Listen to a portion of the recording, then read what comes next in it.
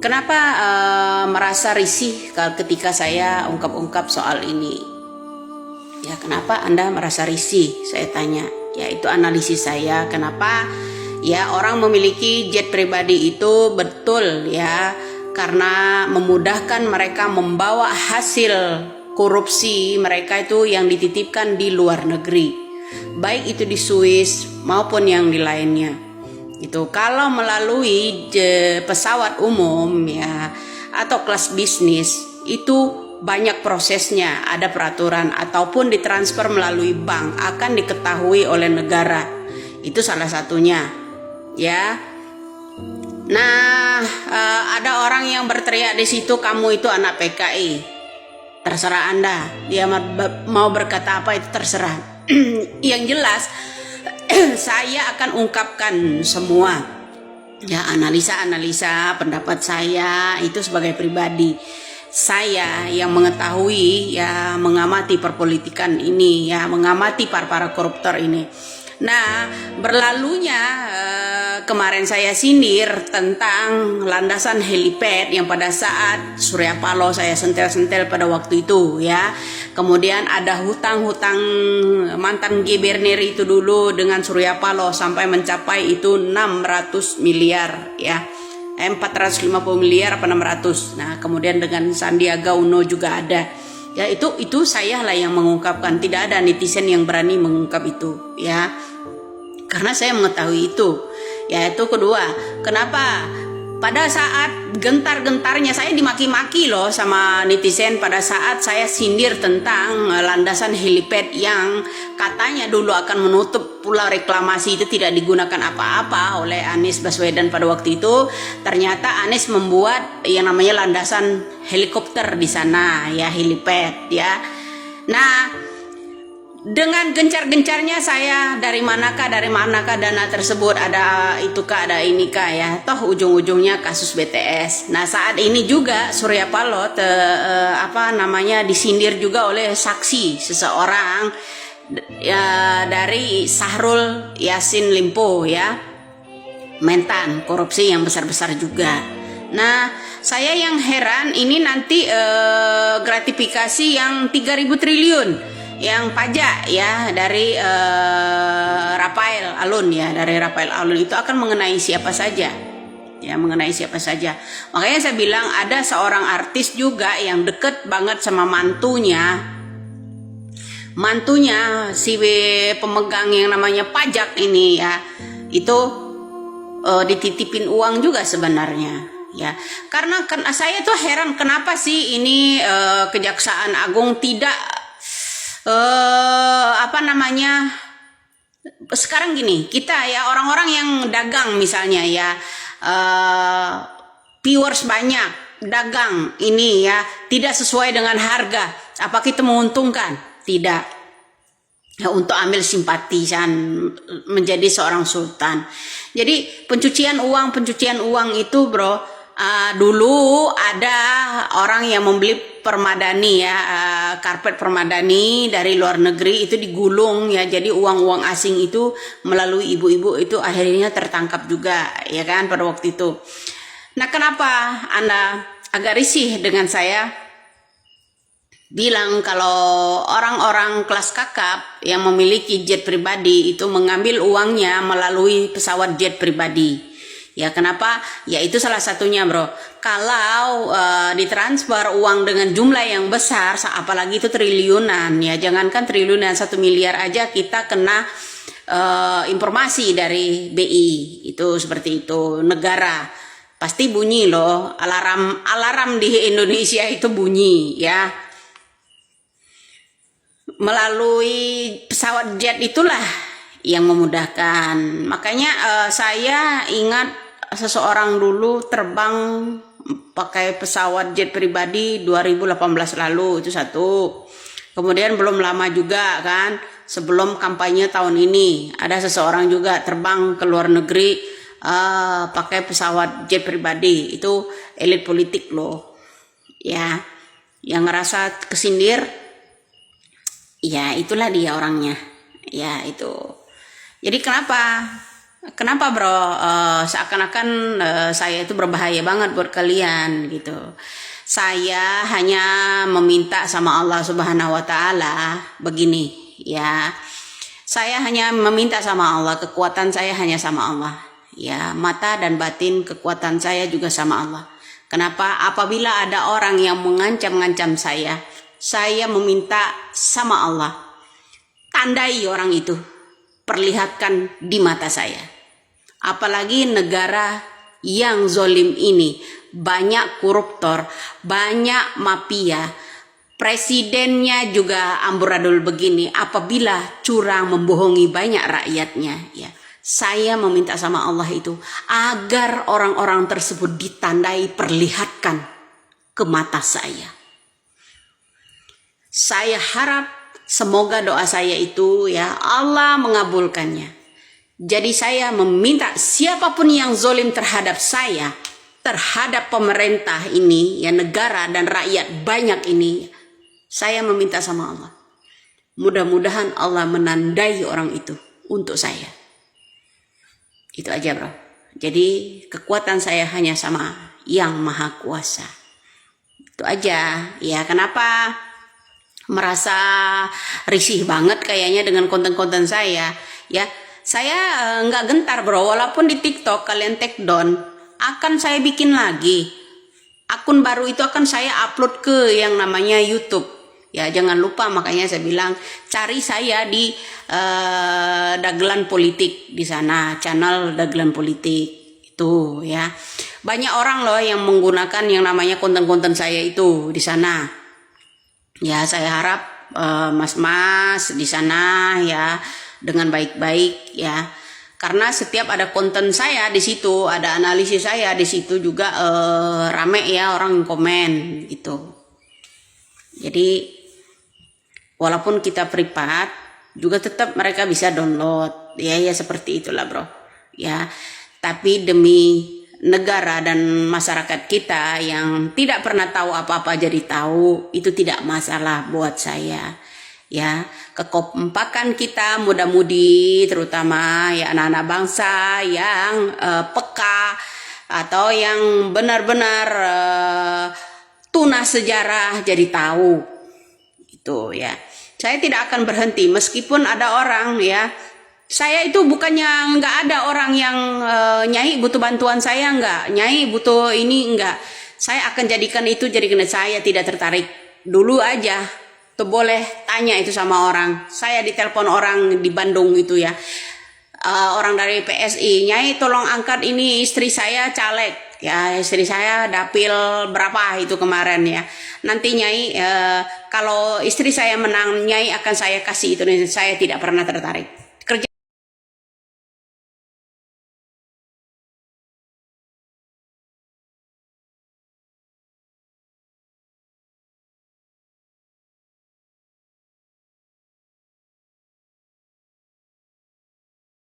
pada pengalaman berapa dulu 2017 Jakarta ya. Iya. Kan yang nomor 2 nomor 3-nya gabung jadi satu suara. Koalisi. Waktu itu koalisinya adalah Anies dengan AHY. Iya, Ingat iya. ya? Oke, Iya benar Itu Anies dengan AHY benar. Anies sama AHY. Ini juga orang membayangkan gitu. Anies dengan Ganjar atau Ganjar dengan Anies. Sehingga ketika itu mulai ada pertanyaan yang menggelitik waktu itu ya. Menggelitiknya tuh gini. Seandainya ya yang maju adalah lebih tinggi suara Pak Anies kayak sekarang nih kan. Iya. Kan lebih tinggi suara Pak Anies Iya, benar. daripada suaranya Ganjar. Pak Anies yang maju, maka Pak Ganjar harus masuk dalam koalisinya Pak Anies. Mau nggak mau kan? Iya. Itu artinya PDIP harus mendukung Pak Anies. Nah, Pak Ahok adalah salah seorang kadernya Iya. PDIP lah. Jadi kalau dia masuk, Pak Anies masuk, Ganjar gabung, maka Pak Ahok waktu itu harus mendukung Pak Anies. Welcome brother gitu. Welcome brother. Ketemu lagi. Loh. Reuni lagi gitu. Aduh. Ingat nggak 2017 gitu kan? Nah mungkin ya itu dimulainya mungkin dari sana.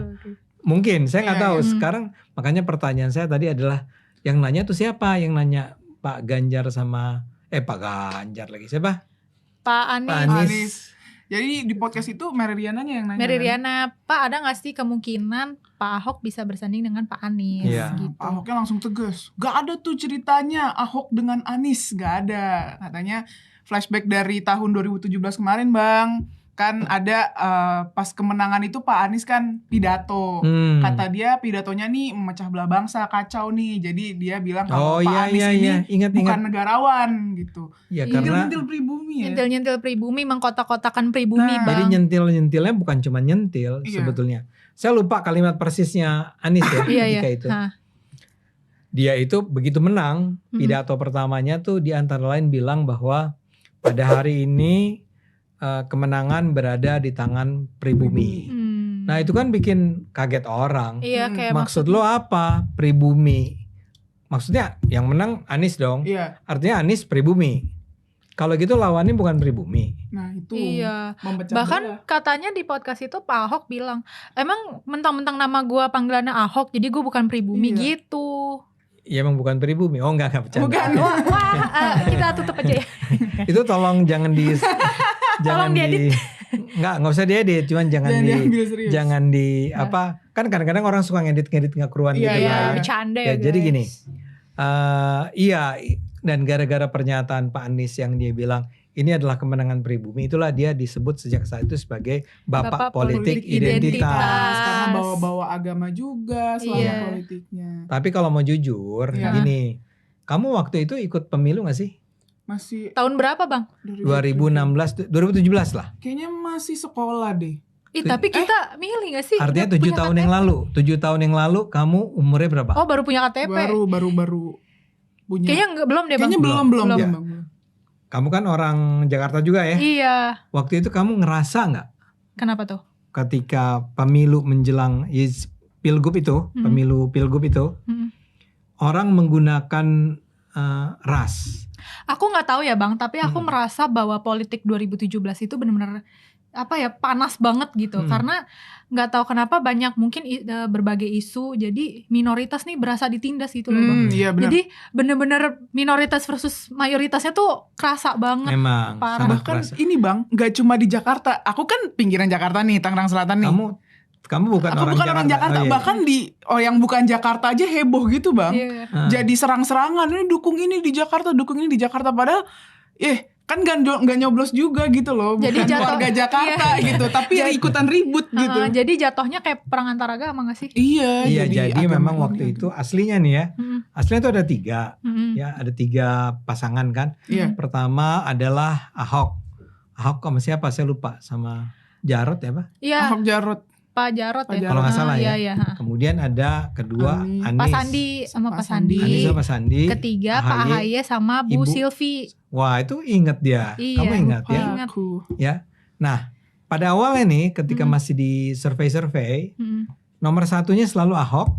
Karena Ahok tuh kan adalah wagubnya Pak Pak Jokowi. Oh iya. Terus Pak Jokowinya jadi presiden. Iya. Dia jadi pejabat gubernur. Iya, ya. iya. Dan emang walaupun dia keras, kasar dan seterusnya, orang emang kagum sama apa yang dia lakukan. Betul. Ya. Nah selalu menang tuh polling survei. Ya survei menunjukkan selalu Ahok nomor 1, nomor 2-nya bukan Anies, nomor 2-nya adalah AHY. Baru nomor 3-nya Anies paling bawah. Tapi kemudian entah siapa yang ngasih masukan ya ke Anies harus ubah. Kalau saya duga orang yang namanya Saifullah Fatah. Saya duga ya, belum tentu Oke. benar. Nah, apa yang harus diubah? Mulai menggunakan agama. Jadi ketika di survei-survei menunjukkan dia paling buncit, si kubunya Pak Anies ini dapat masukan, mulai gunakan agama. Agama gimana Bang? Nah, ya jadi gini ya, waktu itu sebetulnya kalian masih ingat gak bahwa si Pak Ahok ini sempat dituduh Penistaan agama. agama. Karena Iya. surat Al-Maidah ya. Karena dia menyebut dalam surat Al-Maidah itu sebetulnya dia mau bilang gini, jangan terlalu percayalah sama para pemuka agama yang suka melintir-melintir ayat. gitu ya. Iya, Ya, iya. ayat itu kan tidak sepenuhnya menyatakan jangan memilih pemimpin non muslim. Iya. Tapi seringkali dipelintir seperti Dipelintir. itu. Iya. Dia bilang sama masyarakat jangan percaya begituan gitu ya. Iya. Tapi kemudian justru kalimat Ahok itu yang dipakai untuk sebagai bukti bahwa dia menghina agama Islam gitu kan.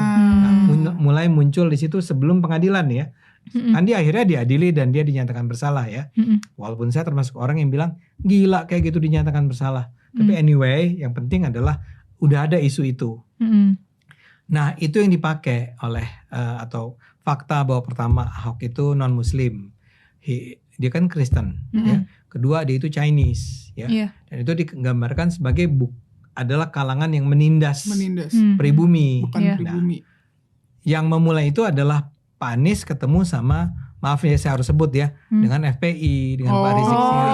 Iya. Gak apa-apa bang, sebut aja. Sebut aja itu. Ya kan gak enak juga kali ada pendengar kita, penonton kita yang, wah junjungan kita dihina nih gitu kan. Ya saya gak bermaksud menghina nih ya. Ya. Tapi waktu itu adalah Pak Anies ketemu sama Pak Rizik, Habib Rizik. Tapi kan saya gak percaya di Habib, jadi Pak Rizik aja. Pak Rizik ya. Pak Anies ketemu Pak Rizik, mulai bikin konsolidasi sehingga yang tampil mengemuka adalah mereka itu datang dari kelompok Islam dan menggunakan Islam, dan itulah kemudian Islam dipakai terus oleh mereka. Nah, kenapa kamu bilang sampai panas kan? Panas banget. Parah. Karena dianggap gini, ini Ahok ya lawan kita nih, dia bilang. Ya, Ahok ini adalah orang yang menodai Islam. Makanya jangan pilih orang yang menodai Islam. Makanya diangkat terus nih. Makanya ingat gak waktu itu sampai ada dilarang bagi orang Islam, kita nih Islam nih, untuk nyolatin orang pendukung, orang Islam yang dukung. Itu rame banget. Kacau banget sih. Itu kayak kacau jahat banget. Bahkan even bang di keluarga aku kan gak cuma gimana ya, keluarga aku ada yang tanda kutip ya agak kadrun gitu lah orangnya. Itu tuh dulu ngomong sama aku gitu. Konservatif lah ya, dia ngomong gak boleh tuh milih orang yang bukan Islam kayak gitu. Iya. Itu kemana-mana. Dan lebih parahnya lagi itu bahkan kan kalau cuma dibilang gak boleh loh kamu dukung orang yang bukan Islam. Kalau kamu bantah sih gak apa-apa. Kamu bantah terus dia juga gak apa-apa dong. Iya. Langsung ini langsung dibilang wah kamunya yang kafir nih.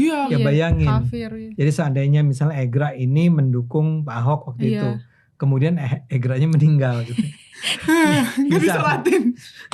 Gak boleh disolatin sama orang Islamnya. Nah jadi ada berbagai penggunaan identitas itu yang dipakai saat itu. Ya, jadi rupanya Anies Baswedan ini mulai dicap sebagai bapak politik identitas sejak 2017 saat mengikuti Pilgub DKI Jakarta dengan menggunakan politik identitas ya. Ex-Gubernur DKI Jakarta sekaligus bakal calon presiden atau calon presiden dari Koalisi Perubahan Anies Baswedan menjawab tudingan politik identitas yang selama ini banyak dituding kepada dirinya ya. Baik, teman-teman, kilas balik ya tentang bagaimana Pilgub DKI Jakarta 2017. Sedikit kita akan lihat ya. Ini dia. Anies Baswedan mengakhiri masa tugasnya sebagai Gubernur DKI Jakarta pada 16 Oktober 2023. Anies menjabat sebagai pemimpin Jakarta selama 5 tahun atau 1 periode jabatan. Ia terpilih sebagai gubernur setelah memenangkan pilkada pada 2017 lalu, berpasangan dengan politikus Partai Gerindra Sandiaga Uno. Pasangan ini diusung oleh duet koalisi Partai Gerindra dan PKS. Pasangan ini dideklarasikan langsung oleh Ketua Umum Partai Gerindra Prabowo Subianto dan Presiden PKS kala itu Sohibul Iman pada September 2016 ya. Kemudian rakyat Indonesia mengharapkan gubernur baru di DKI. Kami mencalonkan saudara Anies Baswedan sebagai cagup DKI 2017-2022. Beliau bukan kader Gerindra dan PKS, tapi kami tak pandang harus dari partai, kata Prabowo saat mendeklarasikan Anies. Anies pada saat itu berpasangan dengan Sandi menggunakan slogan maju kotanya, bahagia warganya. Pada kampanye Pilkada DKI 2017, pasangan ini meluncurkan 23 janji kampanyenya kepada warga Jakarta. Dari 23 janji itu ada 4 program yang menjadi prioritas, yaitu program One Kecamatan One Center for Entrepreneurship atau OKOC ya. Kartu Jakarta Pinter Plus, KJP Plus, Kartu Jakarta Sehat Plus, dan rumah dengan uang muka 0 rupiah.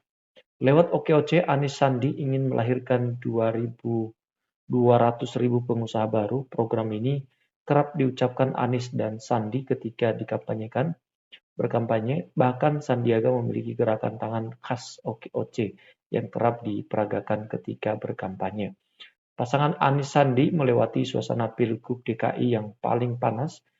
Ia berkompetisi dengan pasangan dari Demokrat Agus Harimurti Yudhoyono, Silviana Murni, dan pasangan incumbent Basuki Cahayapurnama alias Ahok Jarot Saiful Hidayat. Proses kampanye Pilgub DKI Jakarta sempat memanas karena diwarnai sejumlah drama, salah satunya kasus hukum penodaan agama yang disematkan kepada Ahok. Ya, gelombang demo berjilid-jilid menutup jalan proses hukum terhadap Ahok dalam kasus penodaan agama marak digelar. Aksi demo itu digelar sejak 14 Oktober 2016 dan aksi 2 Desember 2017. Pada aksi tanggal 2 bulan 12 yang dikenal 212, itu terdapat sekitar 1 juta orang turun ke jalan-jalan di Jakarta yang puncaknya adalah menggelar sholat Jumat berjemaah di kawasan Monas. Selama proses Pilgub DKI berlangsung, Ahok juga harus menghadapi proses hukum di Pengadilan Negeri Jakarta Utara. Singkat cerita, Anies kemudian terpilih sebagai gubernur usai mengalahkan Ahok Jarot lewat 2 putaran. Hasil rekapitulasi KPU DKI Jakarta, pasangan Anies Sandi meraup perolehan suara total 3.240.987 suara atau sebesar 57,96%, sedangkan Ahok Jarot hanya meraih 2.350.366 suara atau 42,4%.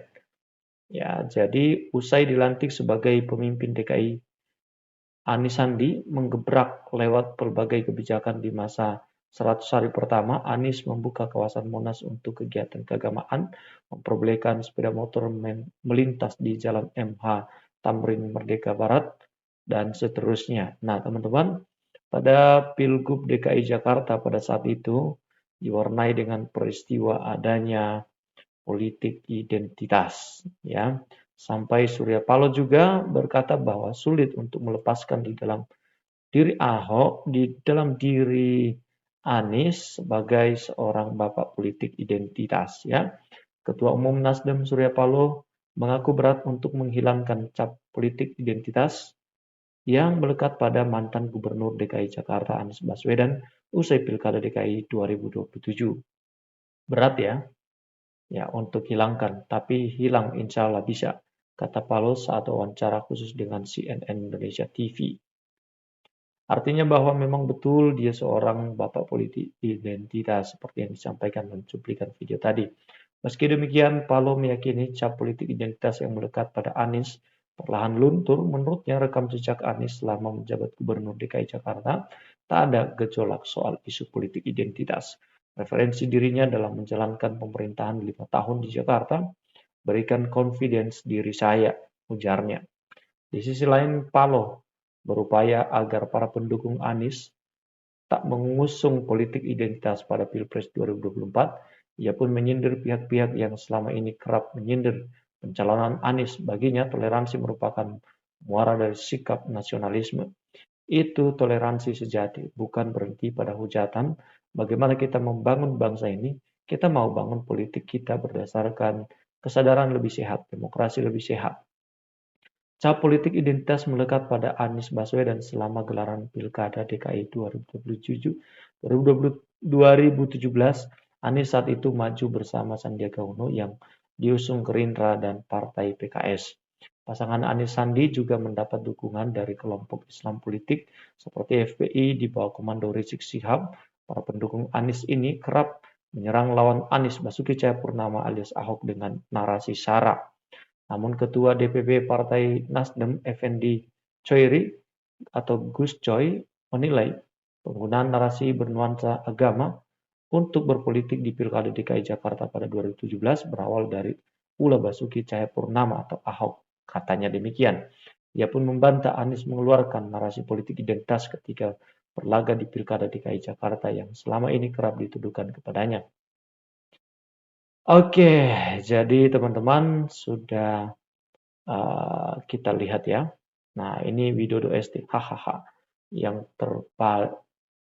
terbaik ya Om Brewok. Mau hilang bagaimana? Ya, sekarang saja Yohanes keluyuran ke masjid-masjid untuk kampanye terselubung. Tempat ibadah adalah tempat suci untuk semua umat dan golongan, bukan untuk kepentingan pribadi golongan dan partai tertentu. Sulit menghilangkan identitas itu, sebab udah terlanjur jadi bapaknya politik identitas.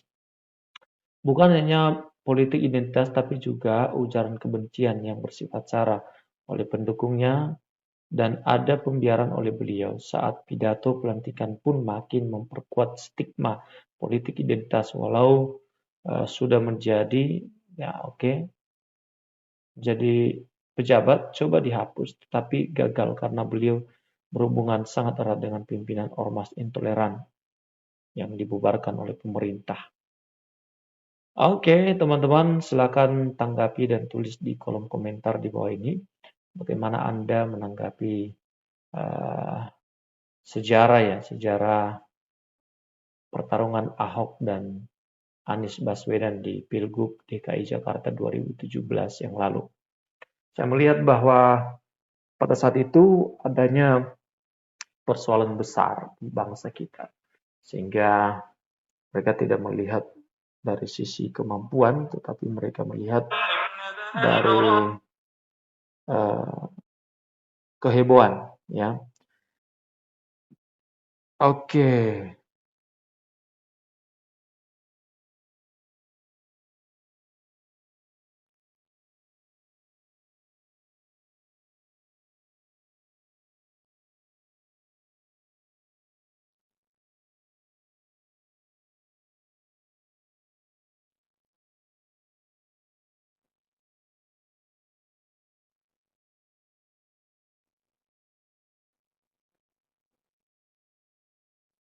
silakan tulis ya komentar Anda di kolom yang tersedia di bawah ini, menanggapi situasi perpolitikan seperti apa, tulis di bawah ini.